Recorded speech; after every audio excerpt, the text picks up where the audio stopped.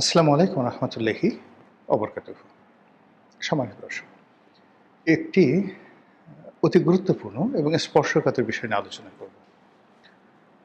সেটা হলো বাংলাদেশের আইন শৃঙ্খলা, বর্তমান সরকারের স্থায়িত্ব এবং সেনাবাহিনীর ভূমিকা।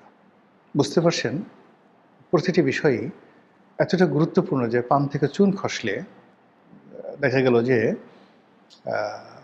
আমাদের দেশে যে চিরাচরিত অবস্থা, যে কোনো একটা দ্বন্দ্ব ফ্যাসাদ, বিবাদ, বিসংবাদ তৈরি হয়ে যেতে পারে। আর আমাদের দেশের সেনাবাহিনী নিয়ে, বিচার বিভাগ নিয়ে কথা বলা খুবই যন্ত্রণার একটা বিষয়।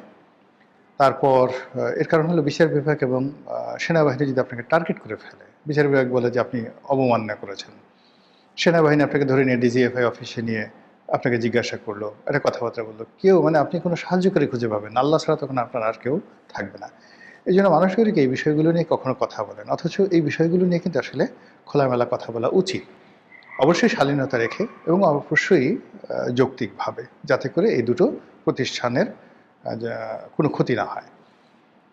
দ্বিতীয়ত, আমাদের দেশের বেশিরভাগ মানুষ ক্ষমতাধরদেরকে তোয়াজ তদবির করে। এই কদিন আগে ডক্টর মোহাম্মদ ইউনূসের, যাকে বলে জুতো টানার জন্য মানুষের অভাব ছিল না, এখন তাকে গালাগালি করে তার ১৪ গোষ্ঠী উদ্ধার করে, বাংলাদেশে একসময় ইউনূস নামে কোনো একটা লোক ছিল, এটা এখন মনেই হচ্ছে না, বা তিনি কি জীবিত না মৃত এটা বোঝা যাচ্ছে না।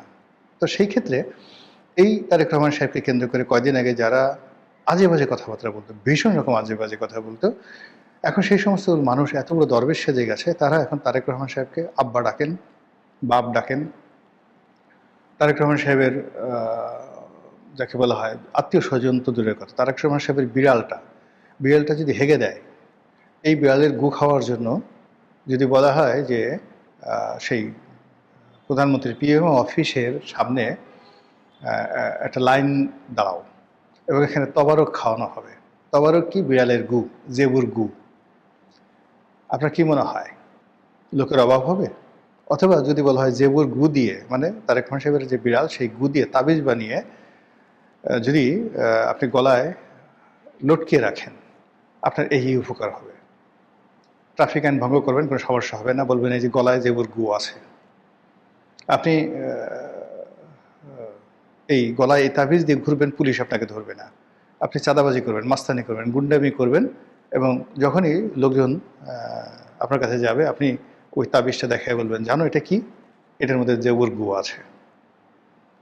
আপনি যদি এই কালচারও বাংলাদেশে চালু হয়ে যায়, আমি অবাক হব না। আমাদের দেশের মানুষগুলো আসলে এরকম অসভ্য, ভীষণ রকম অসভ্য। এরা কোনো অবস্থাতেই সভ্যতা ধারণ করে না, অসভ্যতাটাকে ক্রমশ বাড়াতে থাকে।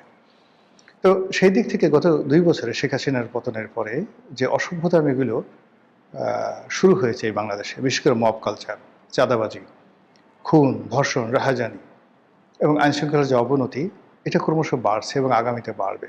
এবং এখানে মোটামুটি যতটা ব্যালেন্স, এই ব্যালেন্স সেনাবাহিনী রক্ষা করছে।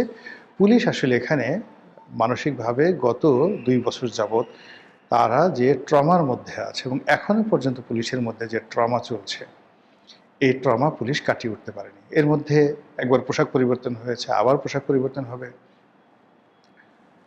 ৩টে গ্রুপ এখানে চলে গেছে। শেখ হাসিনার গ্রুপ চলে গেছে, ছাত্রলীগের গ্রুপ চলে গেছে, ইউনূসের গ্রুপ চলে গেছে, জামাতের গ্রুপ চলে গেছে, ৩টে গ্রুপ চলে গেছে। এখন নতুন করে বিএনপির গ্রুপ দাপট দেখাচ্ছে। আর ডক্টর মোহাম্মদ ইউনূস, জামাত এবং আওয়ামী লীগের যে লোকগুলো চিহ্নিত ছিল তারা গেছে, আর যারা চিহ্নিত হয়নি তারা গুপ্ত হয়ে একদম চুপচাপ বসে আছে। এরা কোনো কাজ করছে না এবং কোনো কাজ করবে না। ফলে পুলিশ দিয়ে আমাদের এই অবস্থার উন্নতি হবে না। এবং এই কারণে কি হলো, হঠাৎ করে যখন এই সেনাবাহিনী জুন মাসে মাঠ থেকে চলে যাবে, তখন সরকারের অবস্থায় কী হবে, এই বিষয়গুলো নিয়ে আলাপ আলোচনা হচ্ছে। প্রথমত, সেনাবাহিনী হঠাৎ করে এখান থেকে সরিয়ে নেওয়ার কথা আসলো কেন? এখানে সরকারের সাথে সেনাবাহিনীর সঙ্গে কোনো দূরত্ব তৈরি হয়েছে, বা সরকারের মধ্যে কোনো ইগো তৈরি হয়েছে? এই কারণ হলো, কিছু মানুষ আছে যারা বলার চেষ্টা করছেন, ডক্টর মোহাম্মদ ইউনূস যেভাবে একটা সেনা সমর্থিত সরকার ছিল, সেনাবাহিনী মাঠ থেকে সরে গেলে ডক্টর ইউনূস ১ মিনিট টিকতে পারতো না। একইভাবে তারেক রহমান সাহেবের সরকারও সেনা সমর্থিত সরকার। কাজেই সেনাবাহিনী যদি না থাকে, তারেক রহমান সাহেব টিকবে না। এই বদনাম থেকে নিজেদেরকে রক্ষা করার জন্য, নিজেদের বীরত্ব দেখানোর জন্য সেনাবাহিনী ব্যারাকে ফেরত পাঠানো হতে পারে। ১ ২ নম্বর হলো যে, নির্বাচনের আগে ইনুস জামানাতে জেনারেল ওয়াকারুজ্জামান বেশ স্পষ্ট করে বলেছিলেন যে আমরা মাঠে থাকতে চাচ্ছি না, যত দ্রুত সম্ভব একটি নির্বাচন হবে, নির্বাচন দিয়ে আমরা আমাদের কর্মস্থলে ব্যারাকে ফিরে যাব। সেই কারণে এটা একটা শিডিউল, তাদের যে নর্মাল শিডিউল বা তারা যেভাবে আগে কথা দিয়েছিল ঠিক সেই কারণে হতে পারে। অথবা সেই সেনাবাহিনী ব্যারাকে ফিরিয়ে এনে আবার সেনাবাহিনী নামানো হতে পারে নতুন করে সেই অপারেশন ক্লিন হার্ট চালানোর জন্য, হতে পারে যে কোনো। এখন এগুলো নিয়ে নানা রকম কথাবার্তা হচ্ছে। দেশি বিদেশি যে সকল কন্টেন্ট ক্রিয়েটার রয়েছেন যারা সরকার বিরোধী, তাদের বক্তব্য হলো যে এই সেনাবাহিনী উঠে গেলে এই সরকার 1 ঘন্টা টিকবে না। আবার যারা প্রো গভর্নমেন্ট সরকারের পক্ষে লোক, তাদের বক্তব্য হলো যে এই সরকার তো সেনাবাহিনীর হাত ধরে ক্ষমতা আসেনি, এ সরকার তো সেনাবাহিনীর নির্ভরশীল নয়, তার একটা বিশাল কর্মী বাহিনী রয়েছে। সারা বাংলাদেশে বিএনপির প্রায় 6 কোটি লোক বিএনপি করে, এর মধ্যে সক্ষম ভোটার নেতাকর্মী মিলিয়ে নট লেস দ্যান যারা লাঠি হাতে নাতে পারে এদের সংখ্যা 1 কোটির উপরে। তো সেই 1 কোটি লোকের যিনি নেতা, তিনি এখন উজিরে আজম। তো সেই উজিরে আজম তিনি কেন মাত্র আমাদের 1.5 লাখ 2 লাখ সেনাবাহিনীর সদস্য রয়েছেন তাদের উপর কেন নির্ভর করবেন? এটা তো হয় না। এই কথাবার্তা চলছে। আর এরই মধ্যে সেনা প্রত্যাহার যদি শুরু হয়ে যায়, যেটা স্বরাষ্ট্রমন্ত্রী বলেছেন জুন মাস থেকে পর্যায়ক্রমে তোলা হবে। এখন পর্যায়ক্রমে বলতে উপজেলা গুলোতে যে সেনাবাহিনী আছে সেগুলো জেলাতে আসতে পারে, আবার জেলা থেকে যে সকল সেনাবাহিনী আছে সেগুলো বিভাগীয় পর্যায়ে আসতে পারে এবং পরবর্তীতে পর্যায়ক্রমে বিভাগ থেকে একেবারে ক্যান্টনমেন্টে ফিরতে পারে বা স্ব যে এরিয়া রয়েছে সেই এরিয়াতে ফিরতে পারে, হোয়াট এভার মেবি। কিন্তু বাস্তবতা হলো মাঠের যে আইন শৃঙ্খলা এটা ভালো না। 2 নম্বর হলো যে সেনাবাহিনীকে ভয় পায় জনগণ এখন। তো সেনাবাহিনীর উপস্থিতির কারণে রাজনীতির যে হানাহানি মারামারি কাটাকাটি অন্তত ধরুন 98% এটা বন্ধ আছে। যারা সুযোগ সন্ধানী, অন্যায় করবেন অপকর্ম করবেন সুযোগ খুঁজছেন, তারা চোখ বুজে অপেক্ষা করছেন সেনাবাহিনী কখন নামবে বা সেনাবাহিনী কখন উঠে আসবে।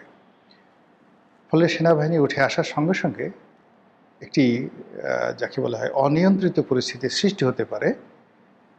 এটা একেবারে অস্বাভাবিক চিন্তা না। এই জন্য সরকারকে আগের থেকেই যদি মানসিকভাবে তারা নিজেদেরকে শক্ত করে এবং সেই যে সেনাবাহিনীর যে অপূর্ণতা, সেনাবাহিনীর যে অভাব, সেনাবাহিনীর অবর্তমানে যে উদ্ভূত পরিস্থিতি সেইগুলো নিয়ন্ত্রণ করার জন্য যদি তাদের আগের থেকে প্যারেড হয়, লেফট রাইট হয়, তাহলে তুলনামূলকভাবে সরকার স্বস্তিতে থাকবে।